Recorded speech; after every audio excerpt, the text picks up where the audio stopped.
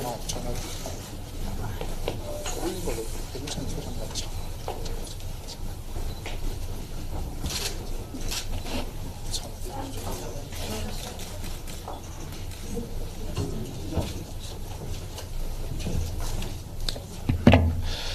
네, 안녕하십니까. 제22대 총선이 남긴 과제들 총선평가 토론회 사회를 맡게 된 여의도연구원 연구지원실 윤동욱 팀장입니다. 바쁘신 일정 속에서도 오늘 토론회에 참석해 주신 모든 분들에게 진심으로 감사의 말씀을 드리며 지금부터 제22대 총선이 남긴 과제들 토론회를 진행토록 하겠습니다. 먼저 국민의례가 있겠습니다. 모두 자리에서 일어나 주시기 바랍니다. 네, 단상 앞에 있는 태극기를 봐주시기 바랍니다. 국기에 대한 경례가 있겠습니다. 국기에 대한 경례. 나는 자랑스러운 태극기 앞에 자유롭고 정의로운 대한민국의 무궁한 영광을 위하여 충성을 다할 것을 굳게 다짐합니다. 바로 이하 의식은 생략하도록 하겠습니다. 모두 자리에 앉아주시기 바랍니다.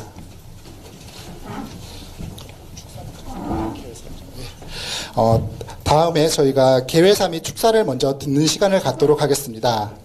먼저 금일 토론회를 주최하신 여의도연구원 홍영림 원장님의 개회사를 청해 듣겠습니다.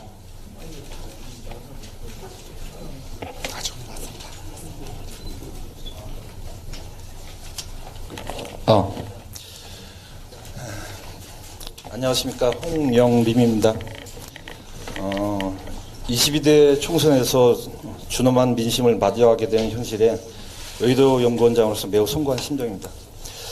이번 총선에서는 각 지역의 후보들이 각고의 노력을 펼쳤지만 결과적으로 우리 당이 국민께 부족한 점이 많았습니다.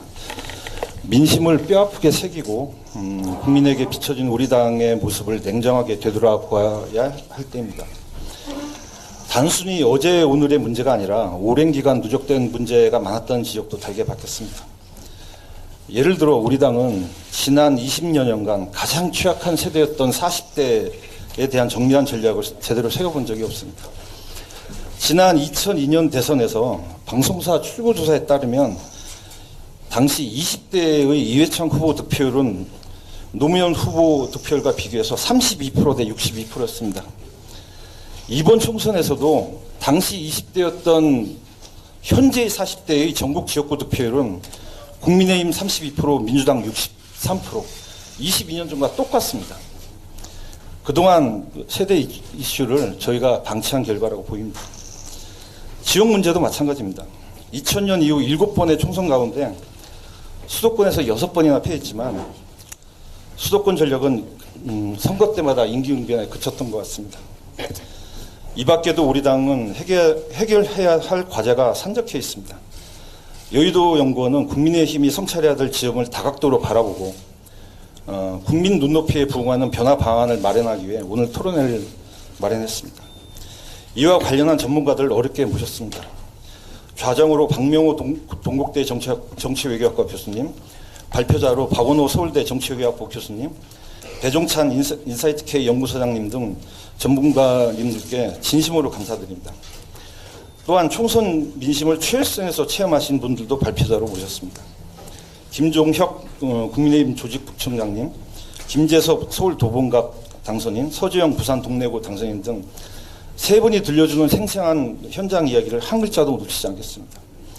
아울러 토론에 와주신 언론인분들과 윤재욱 당대표 권한대행을 비롯해 의원님들, 당직자분들, 모든 참석자께 다시 한번 진심으로 감사드립니다. 오늘 이 자리가 국민의힘이 새로운 변화를 위한 생산적인 토론의 장이 되기를 기대합니다. 감사합니다. 네, 감사합니다. 다음으로는 윤재욱 당대표 권한대행님의 축사를 청해 듣겠습니다.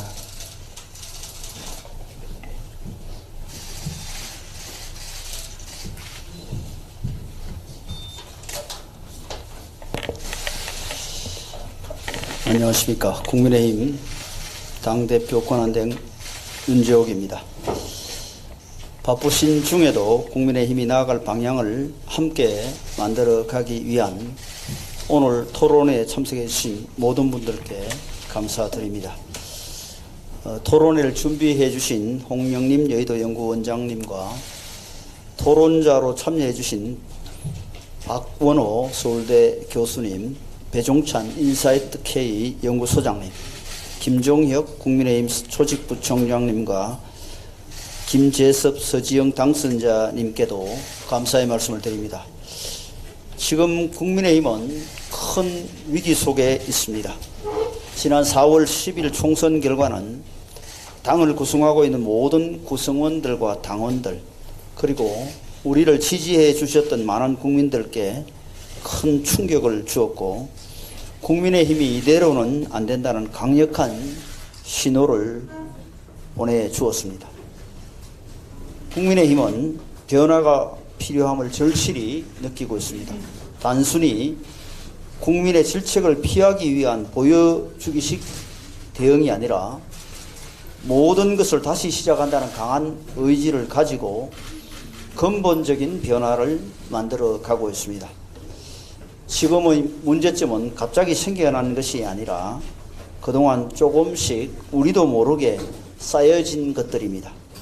오랜 시간 동안 국민의힘을 약하게 만든 고질적인 문제점을 고치는 데는 오랜 시간이 걸릴 수 있습니다.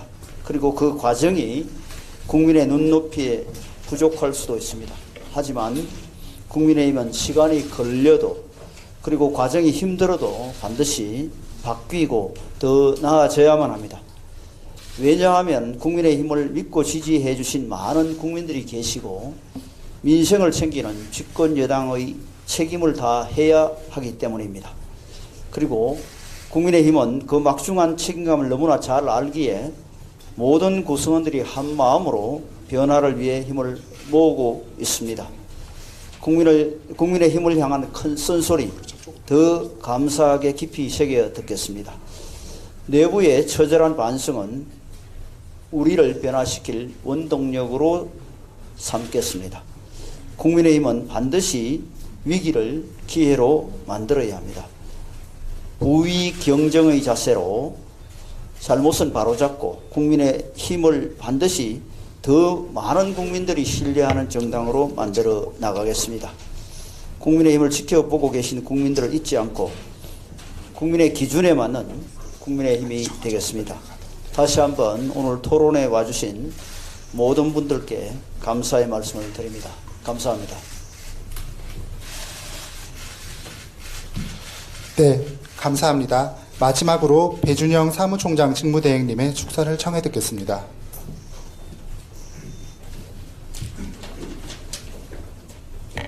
네, 반갑습니다. 사무총장 직무대행을 맡은 배준영 의원입니다. 바쁘신 와중에도 당의 미래를 위한 자리에 함께해 주셔서 진심으로 감사드립니다. 4월 10일 이후 국민의힘은 쉬지 않고 반성하고 성찰하고 있습니다. 지난 2주간 당 내외의 목소리를 빠짐없이 경청하며 어려움을 이겨내고자 온 힘을 다하고 있습니다. 참패 원인 분석을 위한 총선 백서 TF도 구성하기로 했습니다. 오늘 이 토론의 자리도 그 일환으로 마련된 것입니다. 이 자리를 마련해 주신 여의도 연구원에 진심으로 감사드립니다. 우리 당은 그동안 숱한 고비와 위기를 겪었지만 끝내 이겨냈었습니다. 2004년 천막당사, 2016년 탄핵 전국을 거치며 재창당 수준의 혁신을 감내하고 뼈를 깎는 노력을 통해 다시 국민 신뢰와 지지를 회복했던 사례가 대표적인 것입니다. 이번 총선 패배의 위기도 우리는 이겨낼 수 있습니다. 위기라는 절박함은 기회를 만들 수 있습니다. 그러기 위해서는 철저한 자기 반성이 선행되어야 합니다. 오늘 이 자리가 심층적이고 투명한 분석을 통해 우리 당이 나아갈 방향을 모색하는 변곡점이 되기를 기대합니다. 특히 최고 전문가 여러분들과 현장에서 직접 뛰신 분들이 함께하는 만큼 기대도 큽니다. 선거에서 아픈 패배를 했지만 우리가 집권 여당이라는 사실은 변함이 없습니다.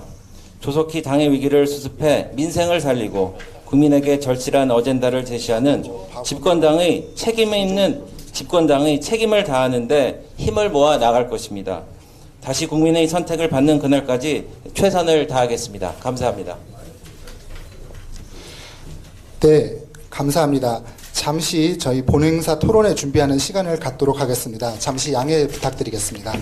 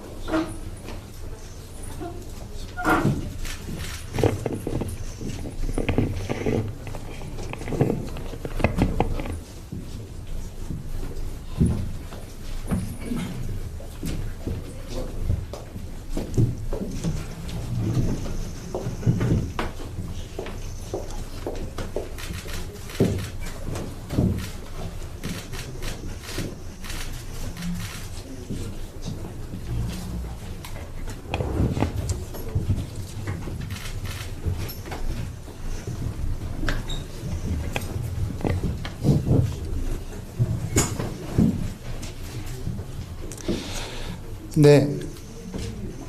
네, 진행토록 하겠습니다. 오늘 많은 분들이 참석해 주셨는데요. 먼저 토론회에 참석해 주신 분들을 소개해 드리겠습니다. 호명되신 분은 자리에서 일어나서 참석자 여러분들에게 인사 부탁드리겠습니다. 오늘 토론회 자장을 맡아주실 박명호 동국대학교 정치외교학과 교수님입니다. 네, 다음으로 발제 및 토론자로 참석하시는 분들을 소개하겠습니다. 박원호 서울대학교 정치외교학부 교수님입니다. 네, 배종찬 인사이트K 연구소장님입니다. 네, 김종혁 국민의힘 조직부총장입니다. 네, 서지영 제22대 국회의원 당선자입니다. 김재섭 제22대 국회의원 당선자입니다. 네, 금일 참석하신 주요 내빈을 소개하겠습니다. 호명되면 자리에서 일어나서 참석자 여러분에게 인사 부탁드립니다. 먼저 윤재옥 당대표 권한대행 참석하셨습니다. 네, 배준영 사무총장 직무대행 참석하셨습니다. 홍영림 여의도 연구원장 참석하셨습니다. 네, 이외 많은 의원님들이 참석해 주셨는데 저희가 토론회 시간 관계상 생략토록 하겠습니다. 양해 부탁드리겠습니다. 다음으로 이제 토론회 본 행사로 넘어가겠습니다. 오늘 토론회 주제가 제22대 총선이 남긴 과제들 총선평가이니만큼 토론자 5분이 발제를 한 10분가량 해주시고 토론자분들의 발제가 끝나면 금일 토론회 자장인 박명호 교수님 주제로 토론을 진행토록 하겠습니다. 먼저 첫 번째 발제는 박원호 서울대학교 정치외교학부 교수님입니다.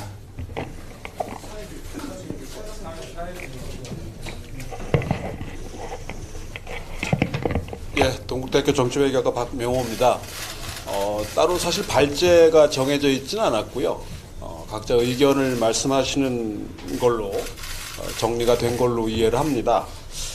그래서 시작하는 말씀으로 제가 몇 말씀 드리고 거기에 대해서 또는 개인적인 의견을 추가하시는 걸로 진행을 하고자 합니다. 아마 이미 안내를 받으셨기 때문에 나름의 의견을 정리를 해오셨을 거라고 생각이 되는데 제가 한 5분여 정도 먼저 말씀을 한번 드리고자 합니다. 제가 이 방하고 인연을 맺기 시작한 지는 좀 됐습니다. 2020년 12월 4.7 재보궐선거를 서울 부산시장 앞두고 정진석 공관위에 참여하면서 여길 처음 왔고 그 다음에 2021년 6월에 서병수 경선준비위원회 22년 2월에 권영세 재보선 공관위에 그 다음에 2022년 4월 정진석 지방선거 공관위에 참여하면서 와봤던 방인데 이제 이 방에 올 날이 거의 수명을 다한 게 아닌가. 그렇게 생각했던 거는 2020년 12월부터 서울 부산시장 재보궐선거 22년의 양대선거 승리까지 3연승 또는 2연승이 이제 마감이 되고 총선으로 치면 3연패 여당으로서는 사상 첫 대패를 한 불명의 기록을 남긴 이번 총선을 보면서 이제 보수정당의 한 줄기가 마감이 되고 새로운 시대의 새로운 보수정치의 가치가 요구되는 시절이 된 것이 아닌가 하는 생각입니다. 그런 면에서 오늘 한 2-3가지 지점에 대해서 토론자들의 의견을 좀 들었으면 하는 생각이 드는데 첫 번째는 세대와 가치와 관련된 문제입니다. 중도적 보수의 가치와 이미지는 이미 상실이 됐고 보수 가치가 비주류가 된 시대가 된 것 같습니다. 세대로 치면 고령층에 국한되어 있고 2030 세대에서는 이제 가치를 인정받지 못하는 비주류가 된 것이 아닌가 생각이 돼서 극우화 또는 보수가 왜소화된 것에 대한 문제가 있는 거 아니냐. 그러니까 2030의 지지를 받지 못하는 그래서 세대 교체가 필요한 정당으로 세력으로 가야 되는 거 아니냐는 문제가 있는 것 같고요. 두 번째는 이 지역에 관한 부분입니다. 그러니까 이제 수도권을 포기한 정당이 됐고 영남 자민련 소리를 들어도 그렇게 크게 이상하지 않을 전체 의원의 3분의 2 이상이 영남과 관련된 또 영남 출신이 될 수밖에 없는 그래서 다를 수밖에 없는 거. 그런 면에서 충청까지 포함한 수도권 정당의 가능성이 과연 앞으로 있겠느냐. 수도권 정당이 되지 못한다면 이제 영남 보수당으로 전락할 수밖에 없고, 그게 뭐 그렇게 사는 것도 한 방법일 수 있기 때문에 큰 선택의 문제가 아닌가. 따라서 수도권 보수의 기대와 가능성의 문제가 있지 않나 생각이 되고요. 마지막으로는 이 대통령과의 관계 등을 포함한 당의 자생력과 지속 가능성을 어떻게 확보할 것이냐의 문제라고 생각합니다. 시민 대부분이 생각하는 것과 동떨어져 있는 정당, 누가 봐도 상식적이지 않은 게 보이는 정당이 된 게 아닌가. 그래서 이제 국민의힘을 지지하는 정당은 으로서 지지하는 사람은 줄어들고, 그러니까 시민의 감흥성은 또 민감성은 여전히 약화된 것이 아닌가 생각이 됩니다. 이제 더 이상 슈퍼맨에 기대하는 어쩌다가 승리하는 정당이 될 가능성이 높지 않겠느냐. 그러니까 이제 그걸 대체할 수 있는 인재가 없다라고 하는 거. 그런 면에서 이 보수의 가치의 이동에 무감각해 버려진 정당, 수도권에서 전혀 힘을 못 쓰는 정당, 수도권 당선자가 100명 이상 나온 정당이 있는데 전체 의석 수가 그것보다도 미치지 못하는 정당인데 이게 과연 정당이라고 할 수 있는가? 더구나 집권당인데. 그런 면에서 이 가치와 지역, 세대, 그리고 마지막으로 이 정당의 이 당으로서의 이 자생력을 어떻게 확보할 수 있겠느냐. 지금은 넘어갈 수 있겠지만 앞으로도 계속 이럴 수 있을까라고 하는 것에 대한 위기의식이나 절박감이 좀 과연 있는 것인지, 있다면 그걸 어떻게 실현해낼 수 있을지에 대한 고민이 좀 필요하지 않나 하는 생각을 듣고요. 이런 주제들을 중심으로 우리 토론자 겸 발제자들의 말씀을 좀 듣고자 합니다. 다행히 예정했던 시간보다 일찍 시작을 해서 계신 분들에게 좀 더 긴 시간을 드릴 수 있는데, 제가 5분에 마감을 하게 되면 한 10분에서 한 15분 정도씩 말씀을 하실 수 있는 시간을 충분히 드리고, 시간이 남으면 서로 교환 토론이라든가 또는 플로어에 말씀을 듣는 시간을 마련하겠습니다. 순서에 따라서 서울대 정치외교학부 박원호 교수님께 마이크를 넘기겠습니다. 10분, 15분 정도. 네, 안녕하세요. 소개받은 서울대학교 정치외교학부 박원호라고 합니다. 오늘 사실 홍영림 원장님께서 처음에 저한테 부탁을 하셨을 때 좀 어떻게 보면 좀 장기적인 이야기, 그 다음에 좀 조용하고 약간 좀 더 저는 학술적인 그런 내용을 좀 이야기할 수 있을래나 하고 생각을 했는데, 약간 지금 카메라들이 너무 많이 와가지고 제가 좀 분위기를 어떻게 맞춰야 될지는 모르겠습니다만, 뭐 하여튼 조금 제 준비한 이야기를 해보겠습니다. 그래서 오늘 다른 것보다도 일단 뭐 모든 정치적인 어떤 그런 결과들을 이제 생각을 해볼 때 이게 굉장히 거시적이고 이제 구조적인 게 하나가 있을 거고, 다른 한편에는 이제 지금 지난 선거 뭐 몇 달 동안 이루어졌던 이제 굉장히 미시적이고 이제 개인적인 뭐 그런 요인들도 두 가지 다 있을 거라고 생각합니다. 근데 뭐 제가 생각하기에 제가 오늘 할 역할은 사실 후자에 대한 이야기는 아닙니다.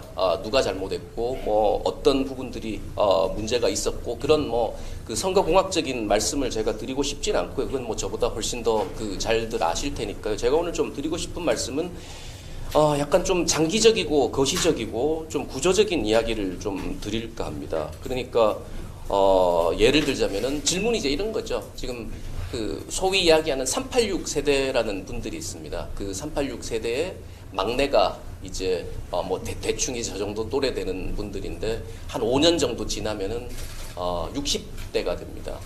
386 세대의 막내가 60대가 된다는 이야기는 뭐냐 하면은 이제 지금 현재보다 예를 들어서 10년, 20년 전에 60대들과는 전혀 다른 형태의 60대들이 유권자로 구성될 거고, 그분들이 10년, 20년 전과 같은 투표 행태를 보일 거라는 보장이 전혀 없습니다. 그건 뭐 잘들 알고 계실 테니까. 그래서 어떻게 할 거냐, 보수는 도대체 어디서 지지를 찾을 거냐 하는, 저는 새로운 뭔가 정치적인 수요라든지 이런 것들을 좀 적극적으로 찾아갈 노력을 이제 보이셔야 될 것 같다는 생각이 들고, 그래서 이제 잠깐만 숨을 돌려서 이제 좀 저희 정치학자들이 하는 이야기들 중에서 이제 그런 이야기들을 합니다. 유권자 재편성이라는 이야기를 하거든요. 리얼라이먼트라고 해서 이제 주로 이제 미국 정치에 관련된 이야기가 되겠습니다. 소위 이야기하는 한마디로 요약해서 말씀드리자면은 소위 이야기하는 그 링컨의 정당이라고 할 수 있는 공화당이 이제 원래 그 굉장히 중요한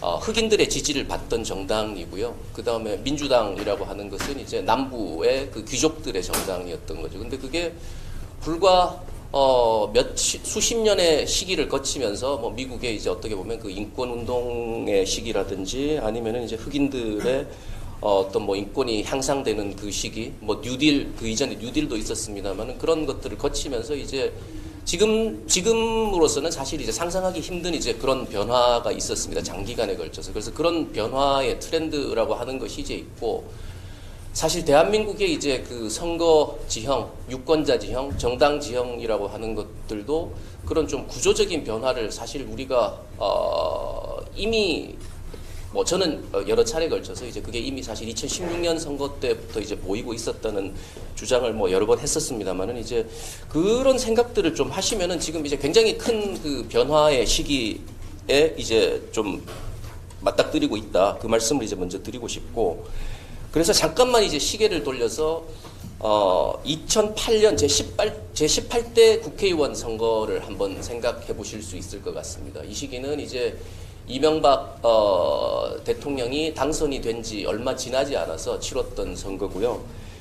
제가 개인적으로 평가할 땐 이 당시가 이제 한국 그 보수 정당의 최전성기였다고 저는 평가를 합니다. 왜 그러냐? 이때 이제 집권 한나라당이 153석을 얻었고요. 야당이었던 그 통합민주당이 81석을 얻었습니다.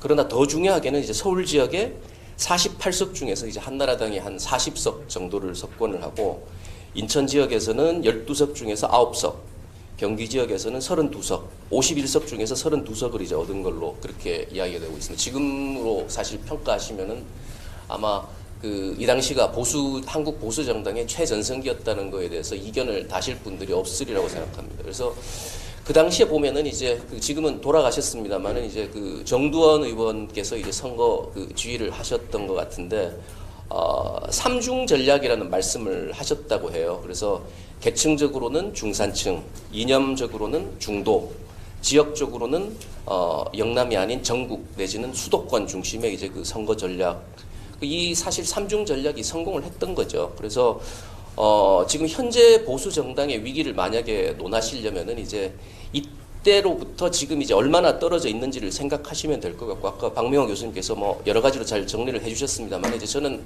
그 중에서 한 가지 지점만 좀 포인트를 하고 싶습니다. 그래서 한국에서 이야기할 때 이제 우리가 보통 보수다라고 이야기하면은 제가 생각할 때는 전통적인 보수가 있습니다. 그 다음에 그 전통적인 보수와 다른 두 번째 갈래의 보수가 있다고 저는 생각을 하거든요. 그래서 그 첫 번째 보수라는 거는 어떤 거냐 하면, 뭐 꼭 집어서 이야기하자면은 좀 국가주의적인 보수, 내지는 박정희, 박근혜 보수, 혹은 국가 주도의 경제 성장 보수라고 하는 이 그룹들이 있고, 이건 이제 그냥 제가 이런 그룹들이 있다고 이야기했을 때 이거는 그냥 단순히 뭐 그런 그 성향에 가까운 의원님들이 계시다거나 그런 정책들이 있다거나 그것만을 말씀드리는 것들이 아니고, 이제 사실 국민들 중에서도 보수라고 생각할 때 이런 그 스타일의 보수를 생각하시는 분들이 있습니다. 그래서 뭐 민정계 보수라고 불러도 좋고 어떻게 불러도 좋겠습니다. 근데 그런 좀 한국의 전통적인 주류 보수가 있다고 하면, 제가 좀 전에 말씀드렸던 2007년, 2008년 같은 경우에 약간 새로운 그 흐름의 보수들이 이제 보수 정당을 지지하기 시작하는 시기가 있습니다. 이분들이 이제 어떤 분들인가 하면, 지금은 조금 그 맥락이 바뀌었습니다만 2007년도 정도 그 조사된 거를 보면은 이명박 후보를 지지를 하는데, 이명박 후보가 이제 굉장히 진보적이라고 생각을 하면서 이명박 후보를 지지했던 분들이 계세요. 근데 그분들이 이제 지금 뭐 꼭 집어서 말을 하자면은 상당히 개인주의적인 보수, 내지는 규제 완화 보수, 그 다음에 소위 이야기하는 이 자유주의란 말이 좀 혼동의 여지가 있어서 뭐 쓰기는 그렇습니다만 스스로를 이제 자유주의자들이라고 생각하는 보수가 있었습니다. 그래서 이분들이 이제 어떻게 보면 새로운 한 형태의 저는 중요한 흐름이었다고 생각하고 또 한 가지 더 덧붙이자면은 이분들은 이제 저 소위 그 뭐 미국식으로 이야기하자면 이제 스몰 스테이트 보수들입니다. 국가의 역할들을 이제 상당히 제한한다거나 굉장히 이제 필요한 부분들만 이제 국가가 개입을 해야 된다는 이제 그런 의미에서의 이제 좀 스몰 스테이트 보수라고 이야기할 수 있는데 이분들은 한 번도 대한민국 정치의 주류였던 적이 없었습니다. 왜냐하면은 한국의 보수 진보 양쪽이 공히 보수는 이제 국가주도 경제성장 이야기를 하시던 분이고 진보는 이제 국가주도 복지 이야기를 하던 분들이기 때문에 이런 이제 그 소위 개인주의적인 보수라고 하는 분들이 원래도 설 자리가 없었고 잠깐 설 자리를 찾았던 것이 제가 생각하기에는 이제 이명박 후보, 박근혜 후보를 이제 탄생시켰던 그 지점. 그런데 이분들이 이제 2016년 또 상당 부분 뭐 다들 잘 알고 계시는 것처럼 이제 국민의당 같은 데로 이제 그 분화가 됐다가 이분들이 이제 보수 세력 중에서 가장 국정교과서를 가장 심하게 반대했던 분들입니다. 이분들이 탄핵에도 찬성했고요. 또 촛불을 굉장히 적극적으로 들기도 하셨던 분들입니다. 그래서 이분들이 이제 문정부 시기에 내지는 조국 사태 때 이탈을 했고 윤석열 후보 같은 경우에는 이제 2022년 대선 때 어느 정도 지지를 한 거는 맞는 것 같습니다. 적극적인 지지를 했던 건 아닌데 떨어져 나와서 이제 지금 이제 사실은 막 공중에 흩어져 있는 상태였던 거고, 근데 확실한 건 이제 이번 선거에서 이분들의 지지를 이제 국민의힘에서 제가 받지는 못했다고 생각할 뿐만 아니라 상당수는 반대당으로 건너간 분들도 있는 것 같습니다. 그래서 이분들을 이제 어떻게 할 거냐, 저는 좀 고민을 해보셔야 될 것 같고, 이거는 뭐 좀 여담입니다만은 이제 지금 우리 대통령실이나 거기서 나오는 이야기들이 이제 자유주의에 대한 이야기들을 그래서 많이 하거든요. 저는 그게 이제 밀턴 프리드만 뭐 말씀 많이 하시잖아요. 근데 제가 그게 이제 우연적인 거라고 생각하지 않거든요. 우연적인 게 아마 절대 아닐 겁니다.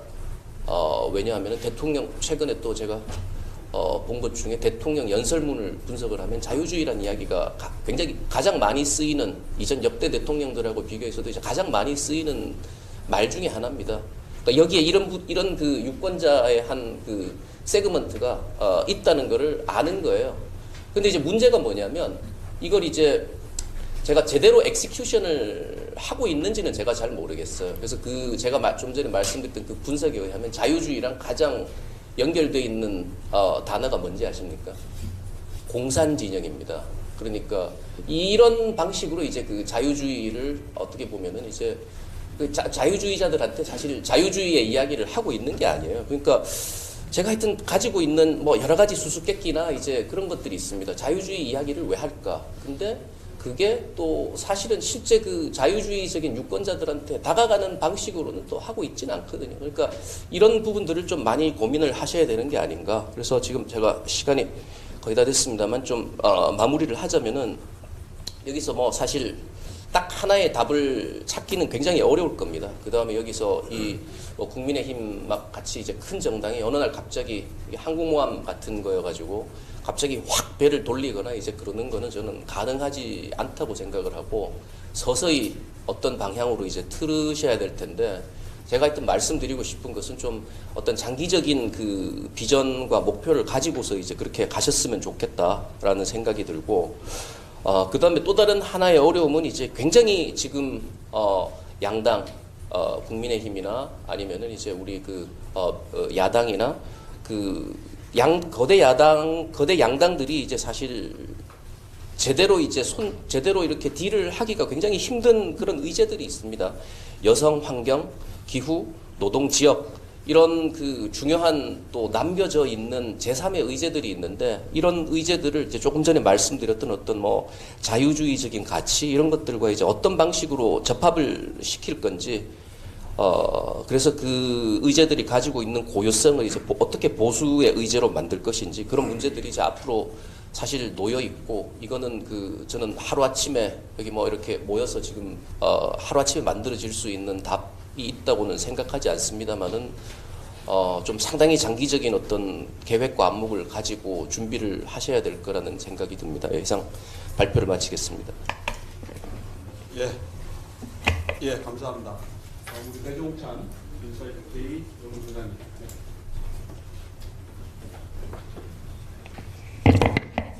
안녕하십니까. 안녕하십니까. 배추도사 배종찬입니다. 지금 뭐 제가 당선되신 분도 그렇고 제가 다 아시는 분들 또 다 만났던 분들이 또 자리하고 있는 것 같은데 김건 당선자는 또 제가 며칠 전에 같이 토론도 했을 거예요. 조정훈 의원도 엄청 힘든 선거를 치렀고요. 우리 또 박수영 의원님도 정말 낙동강 벨트에서 아주 또 맹활약을 하셨고 유상범 의원님은 너무 멋있으시죠. 배준영 또 인천 어려운 곳에서 하셨고 또 홍영훈 연구원장도 아주 또 선거 때 애를 많이 쓰셨고요. 제가 제일 나중에 윤재욱 원내대표를 말씀드리는 것은 주인공은 제일 나중에 정말 또 총선 이후에 이런 토론을 통해서 어떤 방안을 만드는 것도 매우 중요한 것 같습니다. 한 가지 아쉽다면 총선 전에 좀 많이 불러주셨으면 국민의힘이 상당히 좋은 성적을 거뒀을 텐데 싶은 생각이 들기도 하고요. 저는 좀 마이크로 분석을 했습니다. 우선 경로당은 아시죠? 지금 이번 또 제가 아는 분들이 많으시네요. 하여튼 이번에 이 선거 결과로 국민의힘에 또 별명이 하나 더 붙었습니다. 경포당. 우리 유상무 의원님 잘 아시는 경포대가 아니고 경포당. 경기도를 포기한 정당이다. 이 심각합니다. 그래서 첫 번째 제가 말씀드리고 싶은 것은 경기도를 포기해가지고는 뭐 일당이고 다수당이고 아예 불가능한 거거든요. 어쩌다가 경포당이 되느냐. 근데 지금 이게 어느 정도로 심각하냐면 2008년에 경기도에서 32명 당선자예요. 그 다음에 2012년에 21명.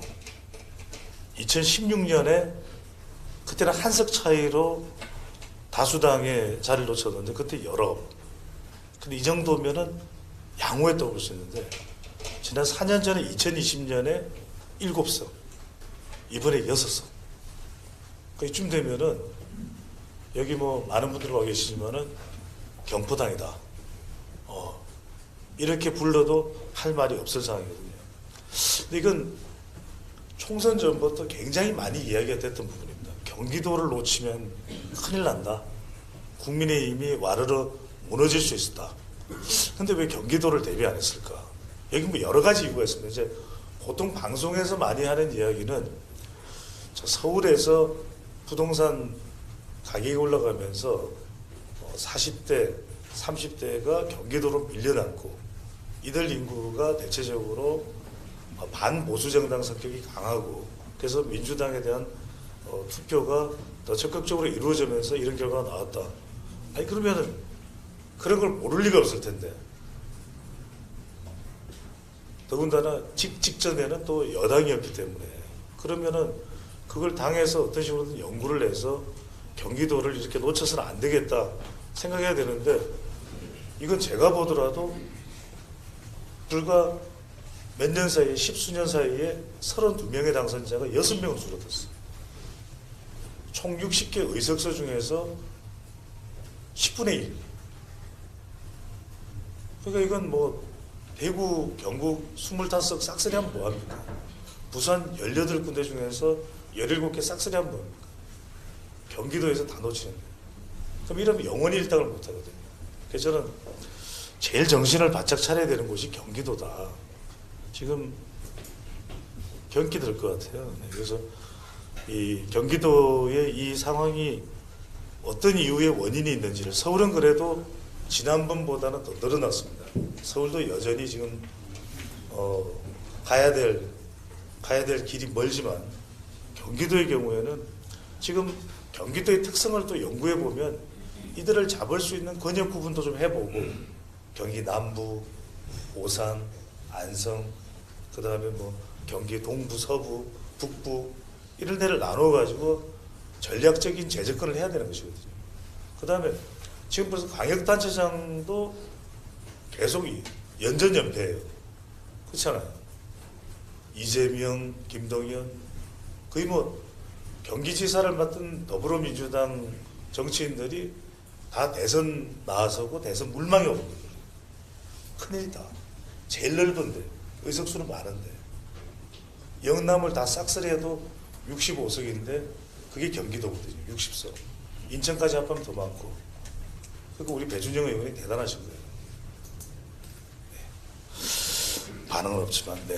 그런데 이제 일단 이 경기도 같은 경우에는 이제 우리가 뭐 부동산도 있고, 그다음 교통도 있고, 교육도 있고 이런 주요 이슈들이 있으니까 이런 걸 좀 맞춤형으로 좀 전략적으로 접근할 필요가 있다. 그래서 이 부분에 대한 부분을 저는 좀 당장 시급하게, 왜 2년 뒤에는 벌써 지방선거거든요. 지난 2022년에 뭐 대선 바람 타고 그냥 얼렁뚱땅 퉁땅 얼렁 이렇게 된 거지만 지금 경기지사도 어떻게 될지 모르고 지금 상황이 지금 뭐 험난한 난감한 상황이기 때문에 경기도에 대한 연구가 필요하다. 또 하나는 이제 지역적으로 보면 전략 비전 없는 충청 지역 공략이다. 이게 이번에 선거를 보면은 저는 뭐 구도적으로 보는 걸 떠나서 적벽대전에서 다 조조한테 진다 그랬잖아요. 그런데 유비와 또 주유 장군이 이기는 건 이 지략이거든요. 그러면 충청권에 지금 민주당은 뭐라도 해줄 듯이 이렇게 기세로 달려드는데 R&D 해줄게, 뭐또 해줄게. 근데 이걸 국회를 세종시로 보낸다. 이건 제가 무슨 누구를 전혀 뭐 폄하하거나 비하하려는 의도가 전혀 없다는 말씀입니다. 국회 받는 거에 대해서 충청권 사람 유권자들 제가 분석해보면 영향가가 하나도 없어요. 국회 오지 마라 그래요. 국회 혐오시설이야. 오지 마. 왜 와? 우리 싫어. 그런단 말이에요. 그래서 저는 좀 돈 되는 거, 영향가 있는 거, 그런 거를 좀 더 충청권에 배치하는 그런 좀 전략적인 노력이 적어도 120일 전에, 늦어도 한 90일 전에는 나왔어야 되지 않을까. 그래서 원내 1당 결정에는 충청권 선거 결과가 결정적인 영향을 주는데 지역 분석을 잘할 필요가 있어요. 그러니까 결국 천안과 청주거든요. 처츠잖아요. 천안과 청주. 처츠. 이게 잘 안 되니까 쩌쩌 되는 건데. 그래서 저는 천안, 청주등 기본적으로 경기권과 비슷한 속성이거든요. 여기를 좀 집중적으로 연구를 해야 돼요. 아니면 이 지역적 특성이 보면 경기도도 그렇지만 수원이 한 지역구만 망해도 짜르르 망해요. 5군데가 다. 그 다음에 천안도 한 지역구 망하면 짜르르 망해요. 청주도 한 지역구에서 힘을 잃으면 짜르르 힘을 잃어요. 그러니까 이런 부분들을 좀 간파한다면 적어도 다른 지역은 물론 당진 자신 있죠. 오늘 장 사무총장님 안 오셨는데 하여튼 충남은 또 자신 있는데 천안이 힘들잖아요. 청주가 힘들잖아요. 대전은 다 졌잖아요. 여기에서 약간 경기도 속성과 비슷한 이 세 지역에 대해서 세 도시를 어떻게 할 건가. 대전, 그러니까 이게 계속 앞으로도 과제예요. 8년 뒤에도 가지고 4년 뒤에도 가지고 대전, 천안, 청주를 어떻게 하겠느냐. 이걸 머릿속에 집어넣고 있어요. 그래서 이렇게 되면은 2026년에 지방선거에서도 3개 광역단체장, 세종특별시장까지도 다 갈릴 판이에요. 그래서 저는 지금 두 눈 부릅뜨고 이런 지역 연구를 좀 해야 된다. 마지막으로 세대 분석인데 출구조사에서 이번에 나온 결과를 보면 방송 3사죠. 40대에서 비례정당 투표에 40대에 19.8이에요. 남자. 여자 18.4. 또 이런 말씀 드리면 또 점심 밥맛 없을 수도 있는데 사포당이에요. 사포당. 40대도 포기한다. 아니 그럼 40대가 계속 40대인가요? 그래 40대는 우리 지지 안 하니까 말이야. 우리에게는 50대 후반과 60대 또 든든한 70대 이상 있잖아. 40대가 곧 50대 돼요. 그 사람이 곧 60대 돼요. 눈 몇 번 껌뻑이고 나면은 70대 돼요. 100세 시대 노래 부르겠죠. 그러면은 40대 놓칠 거예요. 40대 잡아야죠. 그럼 이 사람들이 대체로 70년대생 아니에요. 김재석도 있고 김용태도 있고 하여튼 이런 사람들을 이제 30대인가? 김재석 의원 30, 당선자 30대죠. 30대. 하여튼 30, 40대를 어떻게 하면은 아니, 놓칠 이유가 없잖아요. 그런데 보수라는 패널도 나와서 아이고 애들이 버르장머리가 없어가지고요. 제대로 어차피 뭐 노력해도 안 될 것 같기도 하고 안 잡을 거예요. 잡아야죠. 그러면 이 세대 연구로 40대를 어떻게 잡을 건가. 그래서 저는 경포당 사포당이 되면 안 된다. 그러면 이제 40대를 잡는 방법은 결과적으로 방법이 없는 게 아닙니다. 40대가 30대였다가 또 20대였다가 이렇게 화이트 칼라 이 사람들이 고민하는 게 있잖아요. 직장 갑질도 있고 뭐 체불 임금도 있고 그러면 정부 차원에서도 아니 우리 유상범 의원이 딱 한마디 하면 이렇게 이게 되잖아요. 그러면은 빨리 체불 임금 갚아요 뭐 한다든지 그러면 봐도 국민의힘이 정말 직장인들 대변해 주는구나. 그래서 저는 40대 포기 전략이 아닌 30, 40대 2030 포이론을 할 게 아니라 40대 포이론을 해야죠. 이번에 10세 10살 구분으로 40대가 제일 많아요.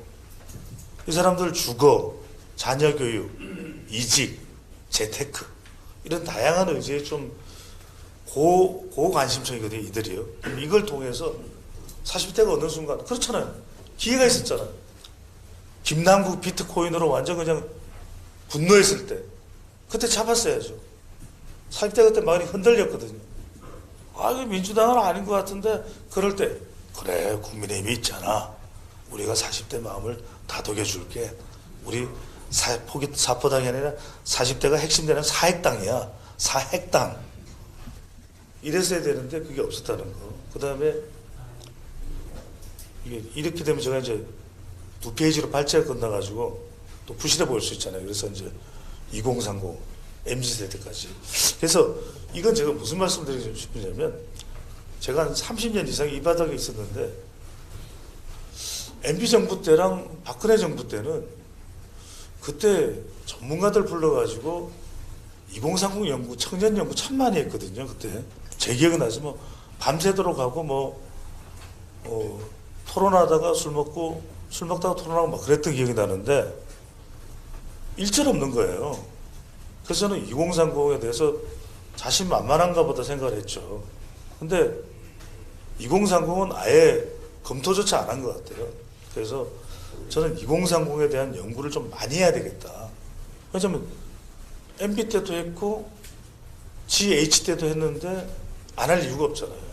그래서 저는 연구하는 것만큼 우리 편이 되는 거예요. 그래서 저는 이 부분은 다른 설명보다는 마무리를 하면서 연구 좀 하자라는 말씀 드리고 싶고 꼭 전문가들의 좀 필성 전략은 꼭 선거 전에 좀 말씀해 주시면 좋겠다 드리면서 마무리하겠습니다. 이상입니다. 감사합니다. 감사합니다. 박원호 교수님이 보수 가치의 문제를 다뤄주셨으면 우리 배종찬 소장님은 지역과 세대 문제를 다뤄주셨는데 특히 경기도 말씀을 하셨는데 경기도 낙선자를 대표해서 김종혁 사무부 총장님.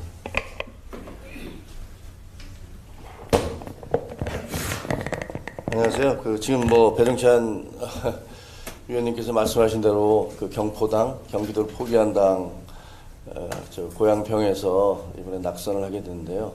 그 앞에 계신 분들이 그동안 거시적인 담론을 주로 말씀을 해 주셨다면 저는 이제 현장에서 느꼈던 그 현장의 경험을 토대로 해서 좀 말씀을 드리려고 합니다. 톨스토이의 그 유명한 소설 안나 까레리나의 첫 문장은 그 유명한 문장이죠. 다음과 같이 시작합니다. 모든 행복한 집안의 모습은 다 비슷하지만 모든 불행한 집안의 모습은 제각각의 이유로 불행하다. 이런 얘기가 있죠. 선거도 그런 것 같아요. 선거가 지고 나면 모두가 그 이유를 들려면 수백 가지도 더 될 겁니다. 이것도 문제였고 저것도 문제였고 모두가 그렇게 얘기를 할 수가 있죠. 그리고 또 이 퇴각이 질서 정연하게 이루어져야 되는데 선거에서 졌다고 서로 상대방에 대해서 막 손가락질하기 시작하면 당은 거의 붕괴하게 될 겁니다. 근데 그런 모든 것들을 다 감안을 한다 하더라도 저희가 이번에 경험했던 이 역사적인 대패배에 대해서는 뭔가 원인이 무엇이었는지에 대해서 이거를 얘기하지 않고 넘어갈 수는 없습니다. 얘기를 하고 넘어가야 우리 당도 한 걸음 더 나아갈 수 있다라고 생각을 합니다. 이번 선거를 치르면서 제가 느꼈던 거는 이게 조직이 결코 바람을 이기지 못한다라는 그 속담을 설마 이렇게 생각을 했었는데 현장에서 뛰어보니까 정말 그렇구나라는 것들을 많이 느끼게 됐어요.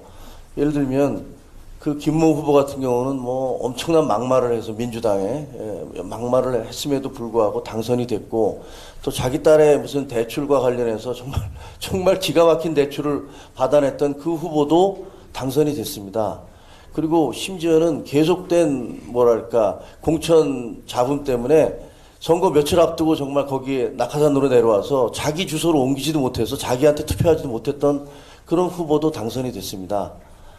근데 우리 후보들 같은 경우는 대선 주자급이었던 후보, 예를 들면 안철수 후보라든가 나경원 후보였다든가 정말 천신만고 끝에 간신히 이겼거든요.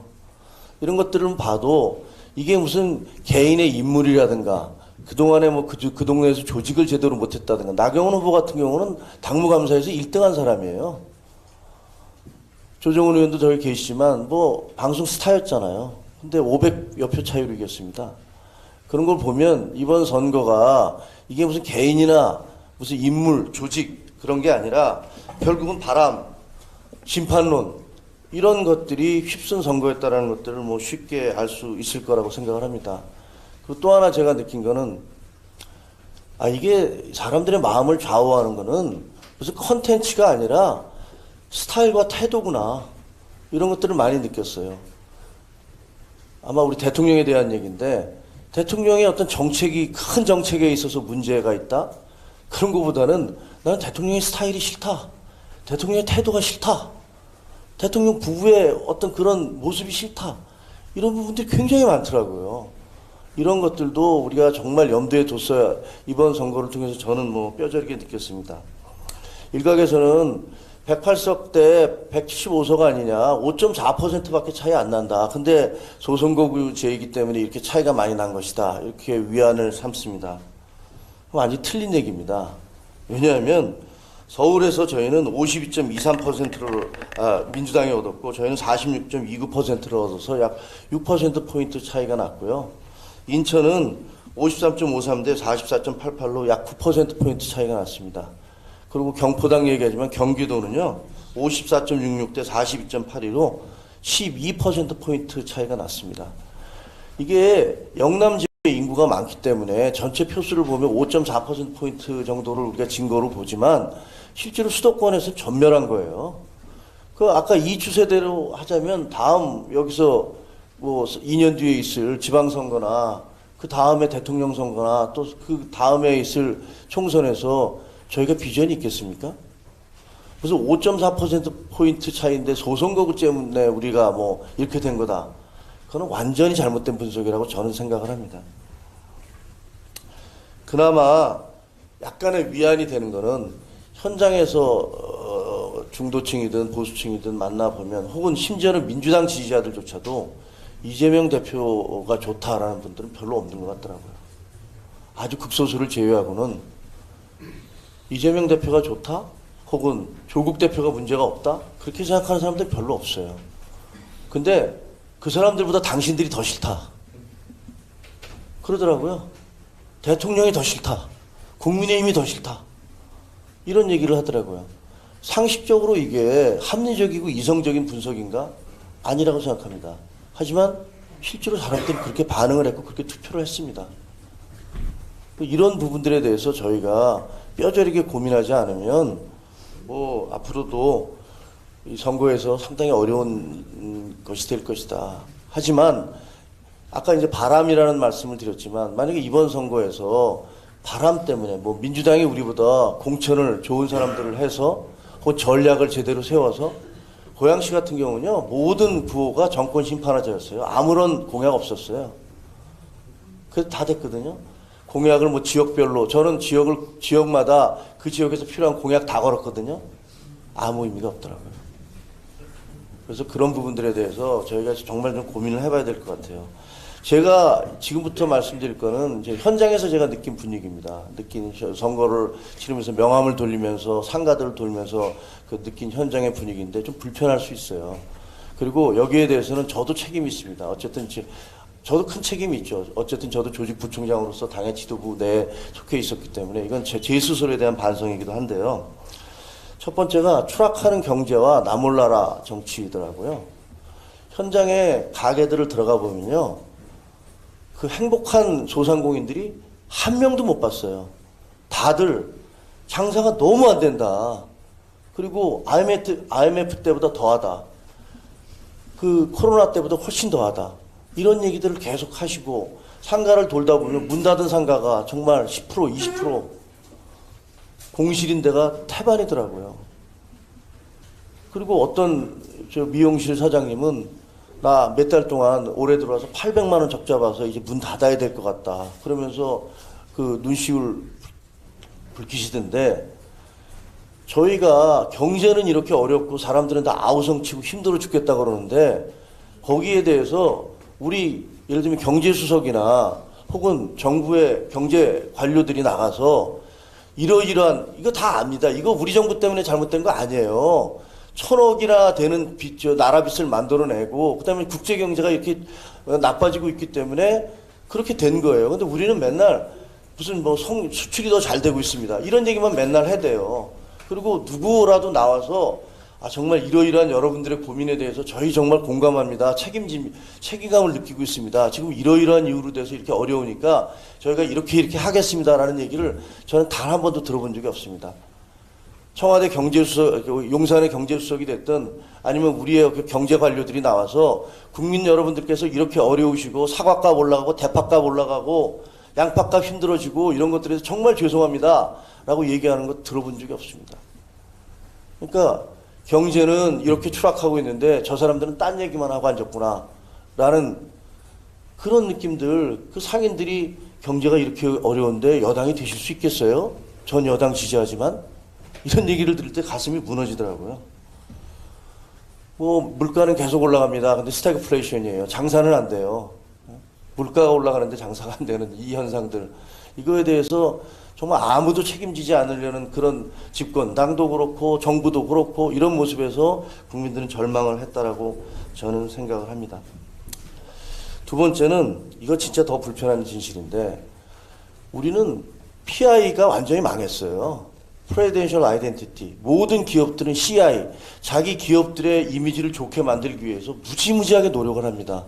왜? 저 기업은 사회적 책임을 다하고 있어. 저 기업은 도네이션도 많이 하고 저 기업은 뭐 이런 좋은 일도 해. 그러면 사람들이 가서 물건도 사고 그 기업들이 좋아지잖아요. 대통령은 국가의 최고 지도자이기 때문에 PI를 정말 열심히 해야 됩니다. 대통령의 이미지를 개선하기 위한 노력을 많이 해야 돼요. 근데 지난 2년간 우리는 속된 말로 망했습니다. 하나도 없어요. 대통령 부부에 대한 이미지, 그 선거 치르면서 다 보셨잖아요. 상당 부분은 사실이 아닌 부분도 많아요. 그런데 그런 이미지가 완전히 고착돼 버렸습니다. 이재명, 조국 씨 잘못한 거 알지만 그 사람들보다 대통령이 더 싫어. 이런 얘기하는 사람들을 길거리에서 흔히 만날 수 있었어요. 아니, 대통령이 어떻게 그 파의 가격을 다 알 수 있겠습니까? 그리고 그 대파 전후를 따져보면 이렇게 행사를 하는데 여기서 행사하는 거고 이거 정도면 합리적이겠네요 라고 얘기한 거지만 거두절미하고 대파 가격이 얼만데 이 사람은 대통령은 이렇게 얘기하고 있다 라는 식의 공세가 계속 펼쳐지고 있는데 아무런 방어를 못했어요. 그리고 언론에서 저는 언론 출신이기 때문에 왜 그렇게 뻑하면 대통령이 경로한다는 그런 표현이 나옵니까? 경로해야 될 건 국민인데 맨날 방송의 자막은 대통령이 경로. 저는 그런 단어 흘리는 청와대 사람들이 용산의 사람들이 누군지를 모르겠어요. 대통령이 경로한다고 나가면 그걸 보는 국민들이 좋습니까? 행복합니까? 경로해야 될 게 대통령입니까? 국민입니까? 이게 대통령의 이미지가 이렇게 된 거는 뭐 최근에는 뭐 이종섭 대사, 뭐 김건희 여사의 파우치, 뭐 황상무 수석의 막말, 뭐 대파소동 의대 정원 문제 제가 현장에서 보니까 그게 아니에요. 2년 내내 누적된 결과예요. 그게 지금 이번 사건들과 결합되면서 터진 거지.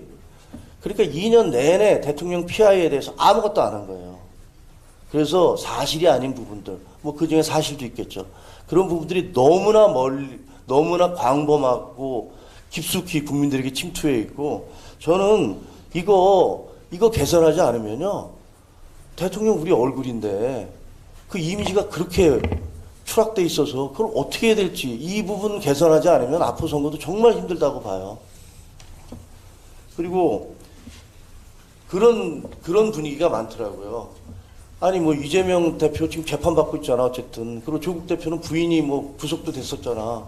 근데 대통령 부부는 뭐야? 이런 얘기들 많이 하시더라고요. 현장에서. 거기에 대해서 적극적인 방어 우리도 뭐 없었고, 그러니까 내가 이번 투표를 통해서 내가 응징할래. 이런 분위기가 정말 많이 퍼져 있는 걸 그걸 느꼈어요. 그다음에 이거 세 번째는 전략적 오판이에요. 당에 2조 심판은 하나도 안 먹혔어요. 2조 심판은 현장에서 보니까 뭐 그 사람들 나쁜 사람들이라는 거 알아. 근데 당신들은 심판 안 받았잖아. 이런 분위기가 널리 팽배해 있어서 뭐 이재명 조국 심판하자 정말 공허하더라고요. 정말 공허하게 들렸고 그게 먹히지가 않았어요 전혀. 그리고 전 경기도 같은 경우는 서울 편입론을 내세웠어요. 그래서 서울 편입이 한때 그게 굉장한 인기를 끌었어요. 근데 그게 경기 북도도 같이 하겠다고 그러니까 이 두 개가 네모난 동그라미 같이 형용 모순이 돼버리는 거예요. 설득력이 없어요. 이게 도대체 무슨 소리야? 이런 얘기 나오더라고요. 거기다가 또 대통령실에서 그 특례시의 권한을 강화하겠다 이렇게 발표를 했어요. 그러니까 이게 서울로 편입을 하겠다. 아니야, 경기북도도 같이 해줄게. 아니야, 특례시의 권한을 강화해줄게. 이 세 가지가 모두가 말이 안 되는 얘기, 서로 충돌하는 얘기예요. 당과 대통령실이 전혀 조율되지 않은 이런 발표가 나옴으로 해서 적어도 서울 편입을 요구했던 고양시의 많은 사람들은 절망을 했고, 아, 민주당이 얘기하는 대로 이거 선거 전략에 불과한 거구나. 이거 진정성 없는 거구나. 이런 얘기들을 다 받아들이더라고요. 그게 얼마나 많은 표를 가져갔는지 모르겠어요. 그리고 뭐 예를 들면 고양시 같은 경우는 재건축 문제 뭐 대통령도 오시고 그 국토부 장관도 와서 해주겠다고 말씀을 하셨는데 그것도 나중에 보니까 40% 이상이 세입자예요. 그런 분들은 그걸 별로 원치도 않아. 나 또 어디 이사 가라는 얘기야? 이러더라고요. 그러니까 조금 더 정교한 그런 분석이 필요했던 것 같아요. 공약을 낸다 하더라도. 모두에게 가장 절박한 건 교통과 서울로 출퇴근하는 그런 교통 문제, 그리고 자급자족이 안 됨으로 해서 일자리가 없는 문제, 이런 부분들인데 우리가 그 경기도에다 내놨던 그 공약들은 조금 공허했다, 너무 추상적이었다, 이런 느낌들이 많이 듭니다. 뭐 물론 알겠습니다. 마지막으로는 당이 그럼 어떻게 해야 되느냐, 그런 부분들에 대해서 대단히 죄송하지만 이 영남 자민련에서 탈피하지 못하면 저희 당의 미래가 없을 것 같습니다. 그리고 그거는 영남에 계시는 우리 당선자들께서 일부러라도 자기 희생을 좀 해주셔야 돼요. 당의 얼굴도 그렇고 모든 것들에서 좀 지금과 달라진다는 모습을 보여주시지 않으면 저희들은 아마 국민들의 사랑을 다시 받기 어렵다. 하지만 아까 말씀드린 대로 우리의 경쟁자도 한계와 문제가 많은 분들이니까 우리가 여기서 정말 대우각성하는 모습을 보이고 뭔가 좀 달라진다는 모습, 정말로 반성하고 있구나, 변하고 있구나 하는 모습을 보여준다면, 그러면 저는 그때는 우리도 가능성이 있다 이렇게 기대하고 있습니다. 죄송합니다. 네, 감사합니다. 경기도를 중심으로 말씀해 주신 것 같아요. 저쪽 표현으로 김준혁 지역구, 이쪽 표현으로 이수정 지역구 무효표가 한 2천여 표, 표차가 한 2천여 표 차이 났는데 무효표가 한 5천여 표 가까이 나왔다고 그러더라고요. 저도 과학적 증거는 없는데 아마 이쪽 지지층 중에서도 차마 못 찍고 기권을 하거나 또는 다른 방식으로 의사 표현하거나 아니면 비례해서 다른 곳을 찍은 분들이 꽤 있을 거라고 저는 봐. 또 하나는 그 맥락에서 보면 우리 학생 중에 이렇게 얘기하는 친구를 하나 본 적이 있습니다. 저런 정당에 이렇게 대표하는 특별한 재주다. 참 특이한 재주를 갖고 있다라고 표현하는 게 좀 인상적이었던 것 같고, 또 하나 아까 리더십 문제인데 결국은 그 이영표 해설위원이 얘기하는 것처럼 영혼을 갈아 넣어서 팀을 위해 뛰도록 하는 게 감독의 역할이다라는 표현이 좀 와닿지 않나 생각이 됩니다. 그렇게 하지 못했다는 얘기거든요, 결과적으로는. 어찌되었든. 자, 다음은 우리 안전 3등급쯤 되나요? 지역구가? 서지영 당선인. 네.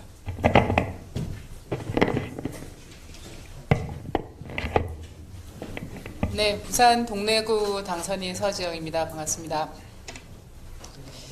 방금 우리 안전 3등급 정도 되냐고 말씀하셨고, 아까 우리 부총장님께서는 그 영남 자민련이라고 얘기하셨는데, 그 부산에서도 대체적으로 뭐 보수의 본산이다라고 불리고 있는 동래구에서 경선을 거쳐서 이제 본선까지 당선을 했습니다. 그런데 제가 이번 선거에서 느끼는 거는 제가 24년 동안 그 국민의힘의 사무처 당직자로서 24년 동안 그 정치권에서 여러 가지 우리 당의 그 흥망성쇠도 지켜봤고, 그 국회의원 분들의 개인의 흥망성쇠도 쭉 지켜봤습니다.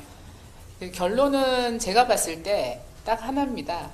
국민들이 바라는 바를 먼저 잘 수용하고 그것의 민의에 따라갈 때는 늘 성공했고, 국민들의 상식과 그다음에 삶과 괴리가 있을 때는 저희가 처절하게 실패했습니다. 그리고 또 우리는 너무나 불명예스럽게도 우리가 배출한 대통령이 탄핵을 당한 정당의 일원입니다. 우리가 가장 최악일 때를 생각을 한다면 우리에게는 항상 해법이 있다고 생각합니다. 그리고 그런 최악의 상황에서도 우리는 끝까지 버텼고 또 다시 정권을 재창출했습니다. 그러한 과정들에 대해서 우리가 복귀를 할 필요가 있다고 생각하고요. 이번 총선과 관련해서 말씀을 드리면 저는 이렇게 생각합니다. 아마 18대 국회부터 22대 국회까지 총선 투표율이 지속적으로 상승해 왔습니다. 이러한 전체적인 변화를 우리는 주의 깊게 주시해야 된다고 생각합니다. 특히 이번에는 최대 그 투표율을 보여왔었던 점에 대해서 깊게 생각을 해야 된다고 생각하고요. 이렇게 지속적으로 투표율이 상승한 데는 여러 요인이 있을 겁니다. 저는 그동안 우리 당이 굉장히 부진했던 젊은 세대들의 투표 참여가 지속적으로 증가하는 것에 대해서 그 2030뿐만 아니라 20대부터 50대까지 세대들의 여러 가지 정치 지형이 굉장히 변화했다는 것에 대해서 우리는 깊이 착안을 해야 된다고 생각합니다. 앞서 교수님들께서도 그런 지적을 많이 하셨는데요. 특히 부산 같은 경우에는 그 노무현 대통령과 기반으로 한 문재인 대통령을 배출한 지역이라고 볼 수 있습니다. 노무현 대통령 같은 경우에 상당히 그 민주당 내에서도 입지가 굉장히 좁았고, 그럼에도 그 대지정통을 모아서 캠페인을 하면서 대통령을 당선시킨 거에 대해서 당시에 2030 세대는 굉장히 열광했습니다. 그 2030 세대가 지금은 4050 세대가 되어 있습니다. 그래서 부산의 50대까지는 노무현 대통령을 선출해봤던 경험이 있는 세대들입니다. 그래서 저는 부산의 정치 지형이 굉장히 많이 변화했다고 생각합니다. 그 점에 대해서는 이따 다시 좀 말씀을 드리겠습니다. 이렇게 우리가 총선을 3연패하고 지속적인 투표율이 상승하는 것에 대해서 우리가 지금 뭐 누구 탓하고 뭐 다 맞는 얘기들입니다. 틀린 얘기 저는 하나도 없다고 생각합니다. 그런데 이러한 지난 10년간에 대한 정치 지형에 대한 고찰이 굉장히 필요하다고 생각합니다. 이것은 저는 보수 정치 세력에 대한 경고를 넘어서 기대가 없다라는 것을 이번 선거로 표현한 거라고 생각합니다. 과거에 우리 당에서 가장 훌륭했던 슬로건이 경제는 한나라였습니다. 우리가 선거 때마다 항상 제일 나았다, 그 슬로건이 경제는 한나라. 그리고 이명박 대통령을 배출했을 때 경제 대통령이었습니다. 그래서 그것은 그래도 국민의힘이 보수 정당이 이런저런 부정적인 요소가 있음에도 불구하고 능력 있는 집단이다, 실력 있는 집단이라는 이미지를 확고하게 주었기 때문이었다고 생각합니다. 그러나 이제 정권도 탄핵도 당해봤고, 그 다음에 다시 정권을 다시 찾아오기도 했는데도 불구하고 이 국민의힘의 보수 정당의 모습은 능력이나 실력은 있을 거라고 기대했는데 그 능력과 실력조차도 확인하지 못했다. 당신들에게 기대가 없다라고 표현한 선거로 보입니다.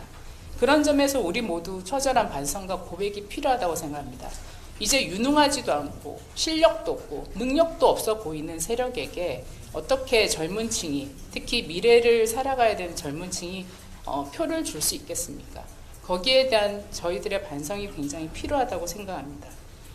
그래서 이러한 것을 극복하기 위해서는 그러면 우리가 앞으로 어떻게 나아가야 되냐라는 설계를 해야 되는 지점이라고 생각하고요. 그러려면 그것 역시 사람이 해야 되는 일이라고 생각을 합니다. 우리 대통령에 대한 여러 가지 비판도 많고, 그 다음에 또 우리 한동훈 비대위원장께서 이번에 선거를 진두지휘하면서 여러 가지 또 기대와 그 다음에 비판들도 많이 있습니다.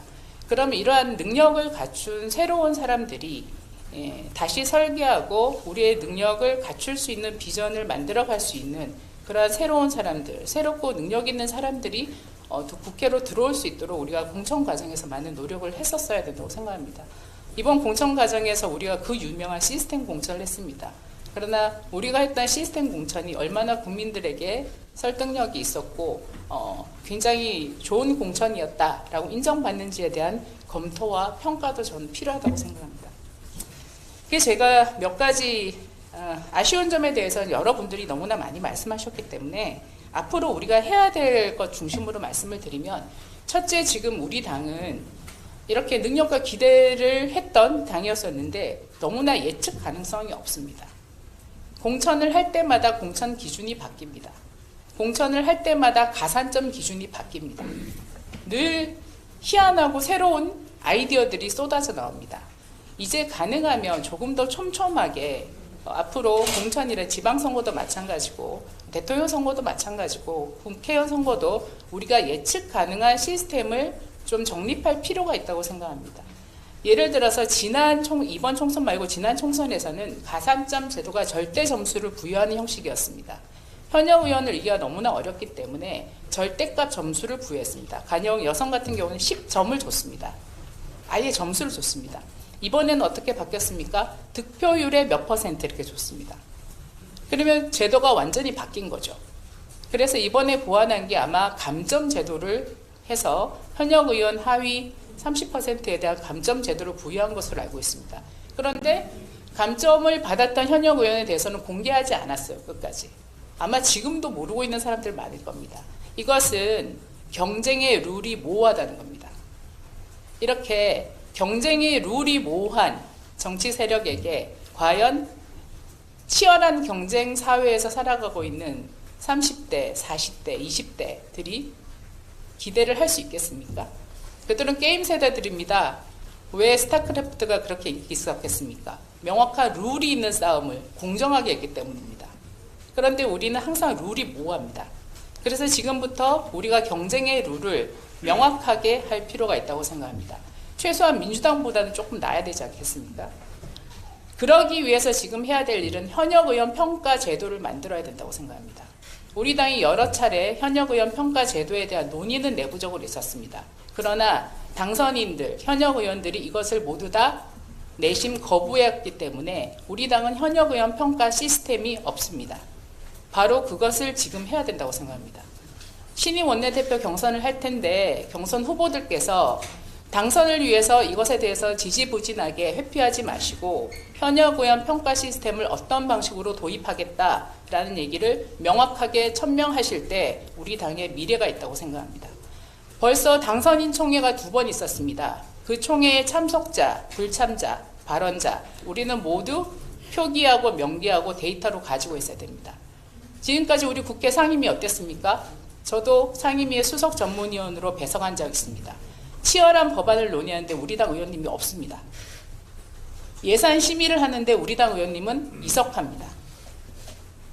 법안 소위 우리 의원님 간사님, 예산 소위 간사님이 앉아서 방어합니다. 제가 그때 출마를 해야겠다고 결심했습니다. 저라도 거기 앉아서 얘기하고 싶은데 저는 수석 전문위원이기 때문에 배석할 수밖에 없습니다. 의원님들은 안 계시고. 이런 상임위가 허다했습니다. 우리가 지금 대통령께만 욕할 때 아닙니다.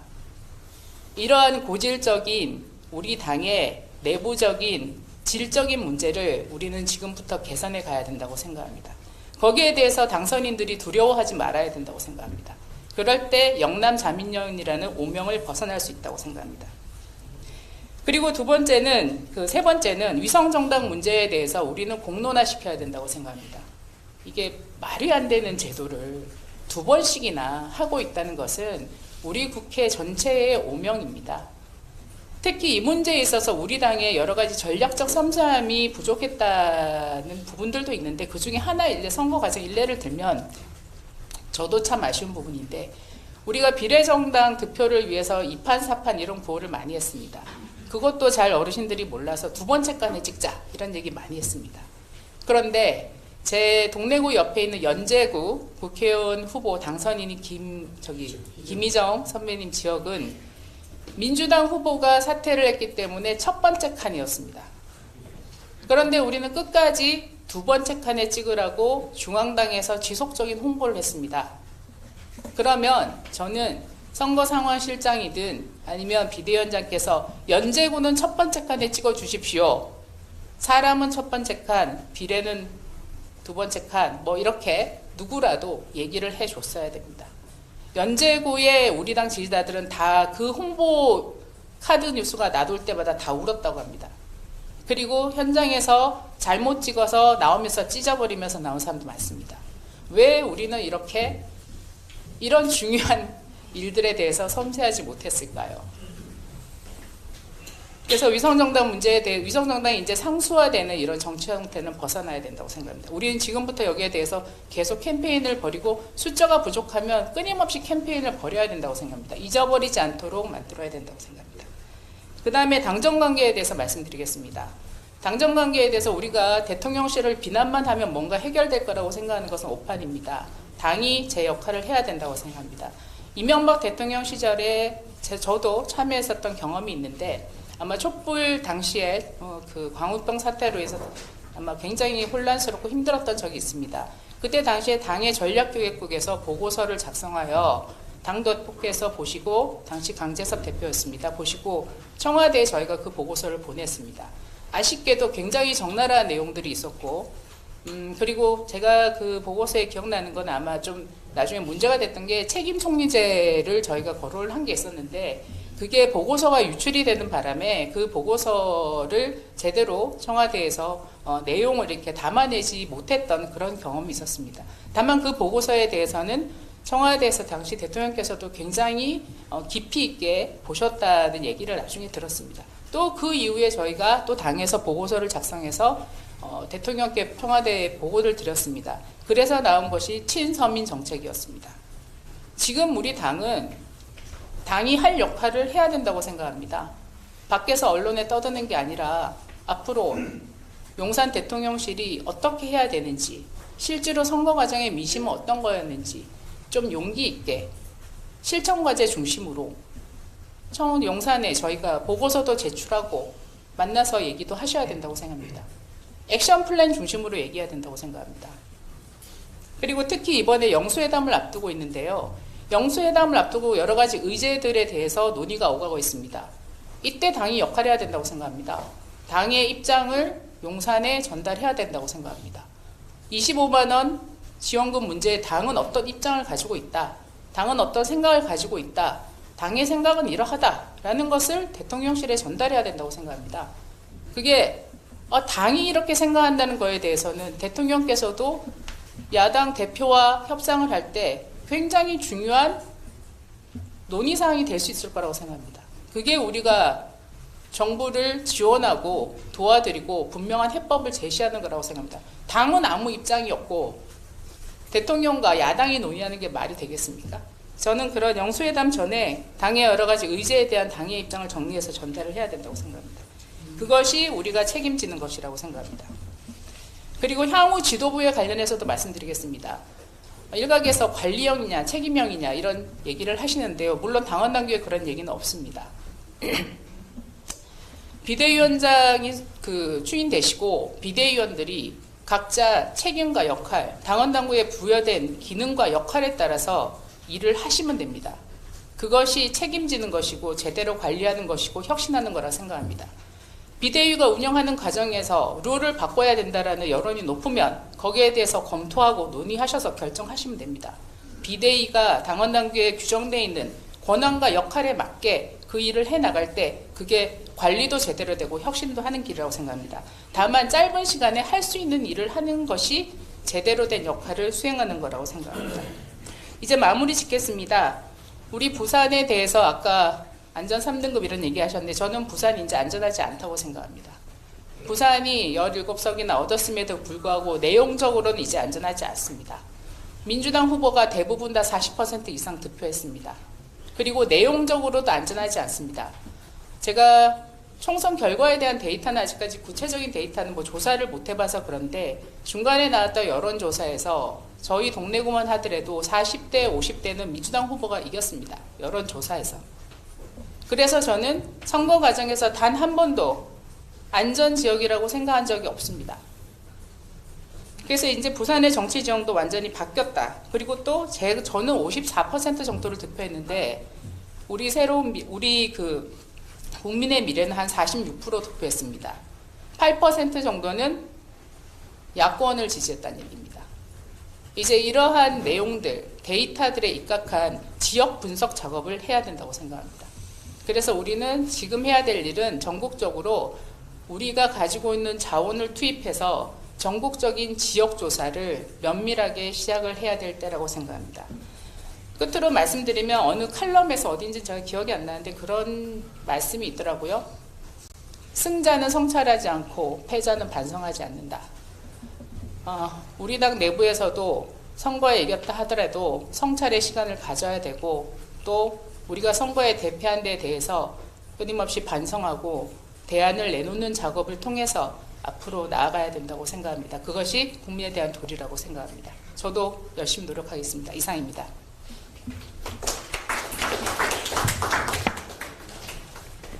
초심을 잃지 않으시길 바라고 4년 후에 승리 요인을 분석하는 자리에서 혹시 다시 들을 수 있는 기회가 있으면 오늘의 이 다짐을 지켰는지 한번 확인할 수 있기를 기대하고요. 마지막으로 강북의 외로운 섬 김재섭 당선인 말씀 부탁드립니다. 네, 강북의 외로운 섬 도봉구에서 당선된 김재섭입니다. 목소리가 아직 돌아오지가 않아가지고 좀 새소리가 나는 점을 양해 부탁드립니다. 일단 저희가 여의도연구원에서 개최하는 행사인 만큼 제가 여의도연구원에 대한 성토부터 시작하도록 하겠습니다.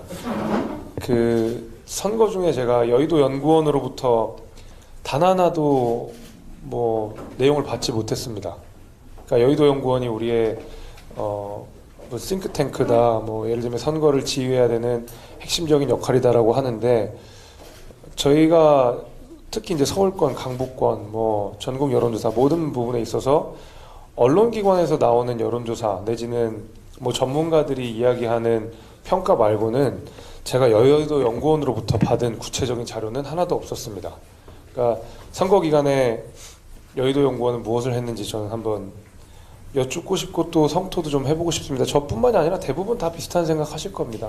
아니 여의도 연구원이 예를 들면 저희가 뭐 90석이 나오든 100석이 나오든 150석이 나오든 뭔가를 알아야 캠페인을 하는데 아무것도 주지 않은 상태에서 언론에서는 뭐 서울은 분위기 좋다, 경기도는 안 좋다, 전반적으로 분위기 안 좋다. 그걸 가지고 어떻게 미시적인 전략들을 짜겠습니까? 그래서 여의도 연구원에서 개최하는 만큼 제가 공개적으로 여의도 연구원에 모르겠습니다. 여러 가지 그 안에 내부적인 상황이 있었겠지만은 저는 책임 방기였다고 생각합니다. 뭐 90석이라는 내용이 나와서 전국이 혼란스러워지면 혼란스러운 대로 저희는 또 선거 준비를 해야 되는 거거든요. 그러니까 개인적인 그 후보 개개인들이 이 센 바람을 연구하고 또 분석하기에는 시간도 없고 역량도 부족했다는 점을 먼저 말씀을 제가 분명히 드리고요. 두 번째는 저는 당선자로서 이 자리에 섰지만 낙선자분들 목소리 좀 많이 들어주셨으면 좋겠습니다. 왜냐하면 저는 당선자 총회도 가보고 낙선자 3040 모임 이제 뭐 천목회라고 불리는 데도 가보고 또 다른 낙선자분들이랑도 이야기를 많이 하고 실제로 저 개인은 당선자로서의 위치보다는 낙선자들의 마음과 낙선자들의 생각과 훨씬 더 싱크로율이 높습니다. 예, 거의 비슷한 공감대를 가지고 있기 때문에 당선자들이 나와서 저희는 어떻게 해서 당선됐습니다라는 이야기를, 그리고 앞으로 우리 당이 이렇게 했으면 좋겠습니다라는 이야기를 라기보다는 오히려 낙선자들이 우리가 이래서 졌습니다라는 이야기를 냉정하게 받아들일 준비가 당에서는 돼야 된다고 생각합니다. 그래서 이 구성에 있어서도 지금 뭐 김종혁 사무부총장께서 나오고 계시긴 하지만은 서울에서 낙선한 분들, 이분들의 목소리를 우리 당이 들을 용기가 좀 있어야 된다고 생각하고요. 처음에 여기 제가 이 제안을 받았을 때에 무슨 이야기를 해야 되는지 사실은 뭐 분명히 있었습니다. 뭐 항상 언론에서도 나오고 전문가들도 이야기하는 뭐 당정관계 문제, 뭐 민생을 잘 못 챙겼다, 캠페인이 잘못됐다. 근데 그 얘기가 하루 이틀 된 얘기는 아니었다고 생각하거든요. 선거 한 6개월 전 제가 방송을 나갔을 때 한 1년 전에 했었던 아이템이랑 거의 다르지 않습니다. 그러니까 그 얘기는 뭐냐면 저희가 똑같은 이야기를 반복적으로 하고 문제에 대한 진단도 정확하게 나와 있는데 그 문제를 해결할 용기가 우리 당한테는 없었다라는 얘기밖에 안 되는 것 같거든요. 저는 그래서 문제를 좀 직시해야 된다고 생각합니다. 우리는 문제를 다 알고 있습니다. 여기 계신 분들은 어떻게 당이 나가야 되는지도 잘 알고 계실 거라고 생각합니다. 그러나 그것을 어떻게 실천하고 어떻게 관철시켜야 될지에 대한 용기가 없는 것뿐이라고 생각합니다. 그래서 앞서서 다 똑같은, 저랑 거의 같은 생각을 다 말씀을 해주셨기 때문에 그거를 뭐 반복하진 않을 것 같고요. 다만 한 가지 조금 우려스러운 것은 저희가 저도 21대 국회 선거에서 낙선하고 22대 국회 선거에서 당선이 됐는데 그때 낙선했을 때와 지금 그 뭐 당선자로서 바라보는 것의 가장 큰 차이는 처음에 저희가 21대 국회 괴멸적 패배를 당했던 백성남짓의 패배를 당했을 때는 정말로 당이 무너지는 것처럼 저희가 다 말하자면 대성통곡을 했던 기억이 있거든요. 야, 이거 진짜 큰일 났다. 우리 보수가 끝날 것 같다.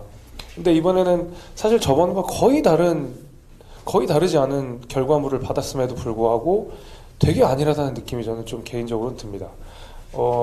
저희가 저번 선거에서 크게 지고 나서 다행히도 대선과 지선 그리고 그 전에 있었던 재보궐선거에서 이겨서인지는 모르겠는데 약간의 희망회로 같은 것들이 강하게 돌아가고 있다는 생각을 감추기가 어렵습니다. 이번에도 백석했지만 대선은 이기지 않을까? 3년이 남았으니까. 지방선거도 잘 치르면 이기지 않을까? 근데 그렇게 정당이 감나무에서 감 떨어지듯이 밑에서 입 벌리고 있는다고 저는 해결될 건 없었다고 보고, 당시에도 21대 국회가 끝나고 나서 초선 중심으로 정말 여러 가지 그 혁신 모임들이 생겼던 것으로 기억이 납니다. 저도 가서 발표도 했던 적이 있고, 먼저 초선들께서 당의 방향성에 대해서 논의를 하고, 김종인 비대위가 들어오고 나서도 저희가 그때 정강정책부터 바꾸고, 어떤 약자와의 동행을 만들고, 그러니까 처절한 반성 같은 것들이 분명히 있었거든요. 그 가운데서 지지층들이 매일 비대위 보고 욕했던 기억이 아직도 선연한데, 그때에 비해서 아직까지 우리는 거의 똑같은 의석수를 받았음에도 불구하고 뭔가 다 잘 될 것 같다는 생각만 가지고 있고 구체적인 액션 플랜이 안 나와 있다는 거는 개인적으로 좀 아쉬운 마음이 듭니다. 그리고 강북에서 어떻게 당선됐냐, 거기 험진대 어떻게 당선됐냐 물어보셨을 때 뭐 여러 가지 이유가 있겠지만은 굉장히 현상적인 이야기만 드리면 우리 당이 하는 거 거의 반대로만 했습니다. 제가 솔직히 말해서. 그게 어떤 거냐면 2조 심판 얘기 입 밖으로도 꺼내지 않았고요. 그 다음에 당에서 내려온 현수막 4년 동안 한 번도 저걸지 않았습니다. 이게 스스로도 부끄러운 일이긴 하지만 당에서도 알아주셔야 된다고 생각이 드는 게, 제가 현수막을 저희 사무국장으로부터 당으로부터 내려오는 거 보면 정말 저희 지역에는 걸 수 없는 내용들이 태반이었습니다. 그래서 정말 단언컨대 저는 한 번도 건 적이 없었습니다.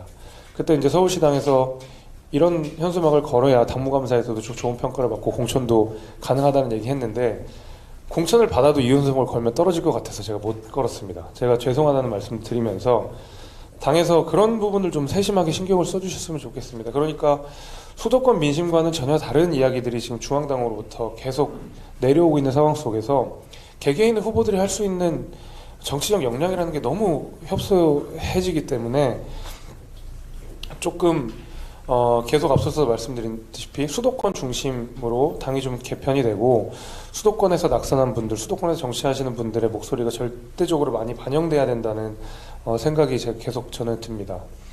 그래서 저희 이제 3040 낙선자 모임이 이제 첫 목회에 이제 여러 낙선자들이 지금 모이고 있는 것으로 알고 있습니다. 꽤 뭐 10명 이상 거의 이제 20명이 넘은 걸로도 제가 알고 있는데 이분들이 내시는 목소리들을 조금 더 당에 직접적으로 가닿을 수 있도록 그 통로를 좀 마련해 주셨으면 좋겠습니다. 어쨌든 언론 지형이라고 하는 것이 그리고 당의 구조라고 하는 것이 당선자 중심으로 그리고 의원 중심으로 갈 수밖에 없는 것은 제가 이해는 하지만은 그럼에도 불구하고 낙선한 사람들의 목소리 그리고 젊은 우리 당의 뭐 인재들의 목소리를 좀 적극적으로 반영을 해주시면 좋겠다는 생각이 들고 어렵게 영입된 인재들이 사실은 다시 다 우리 당을 버리고 자기의 삶의 터전으로 돌아갈 준비를 하고 있습니다. 어렵게 모신 분들이 이분들에 대한 세심한 배려들이 저는 분명히 필요하다고 생각이 되고 선거 때마다 영입 인재들 이렇게 데리고 와서 나 몰라라 하고 낙선해서 잘 버티면 국회의원이 되고 안 되면 네 책임이고 이렇게 되는 방식으로는 앞으로도 23대 국회의원 선거에 저희 영입 인재 들어오기 어려울 거라고 생각합니다. 과거에 정말 경제로 유능한 한나라당의 시절에야 유능한 인재들이 너도 나도 우리 당에서 정치를 하겠다고 나왔지만은 지금은 제가 봤을 때 영입인재 한 분 한 분 모시는 거에 굉장히 공을 많이 들였다고 알고 있습니다. 굉장히 노력도 많이 하셨다고 알고 있고 앞으로 점점 더 어려워질 거라고 생각합니다. 그래서 있는 자원이라도 우리가 잘 챙기고 이분들에 대한 세심한 배려 그리고 이분들이 언로가 막히지 않도록 당에서도 적극적인 배려를 해주셨으면 좋겠다는 생각이 들고요. 마지막으로 여기 이제 조정훈 의원 계시지만은 총선 백서 TF가 이제 만들어집니다. 그리고 총선 백서에는 저는 성역이 없어야 된다고 생각합니다. 성역이 있는 백서는 결국에는 열과 성을 다해서 저희가 그냥 예쁜 뭐 보고서 하나 만드는 것밖에 안 되는 거거든요. 그래서 굉장히 불편하고 때로는 듣기 싫고 이것이 말하자면 뭐 금기를 깨는 일이라 하더라도 저는 백서 TF에서만큼은 하나의 성역이 없이 우리 당의 민낯을 다 드러내고 거기에 대한 처절한 반성과 복귀가 이루어져야 된다고 생각하고 이번 총선 백서 그 다음에 앞으로 들어설 비대위가 다음에 있을 대선 승리에 미랄이 되었으면 하는 바람이 있고 저 역시도 그 가운데서 많은 역할들을 하겠습니다. 감사합니다. 예, 감사합니다. 그 조정훈 의원님 한 말씀 하셔야 되지 않겠습니까? 뭐 짧게.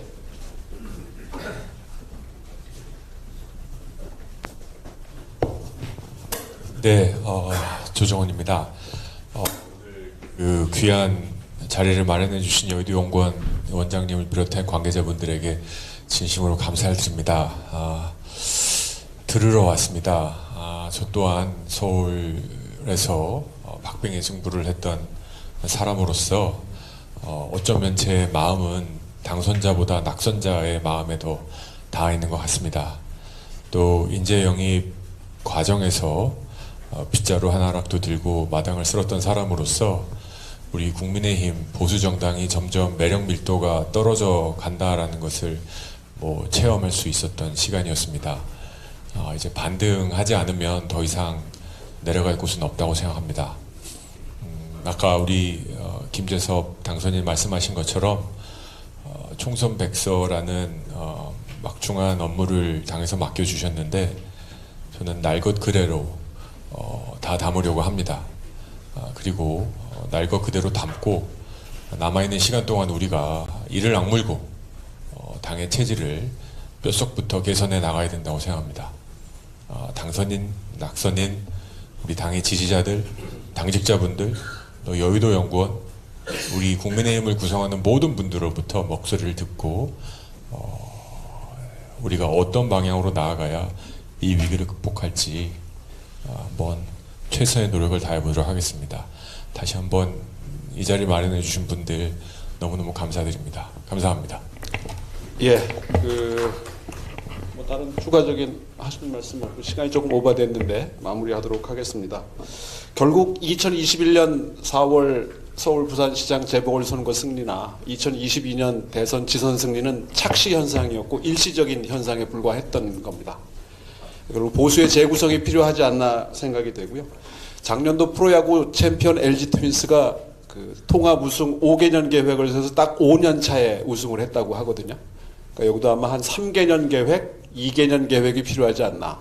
그러니까 지금 뭐 혁신형이냐 관리형이냐라는 논란도 중요하겠지만 단기적이고 인위적인 처방은 한계가 있지 않느냐. 이제 보다 근본적인 처방이 필요하지 않나 생각이 되고 그 출발은 아마 조정원 총선 백서가 되지 않을까 생각을 합니다.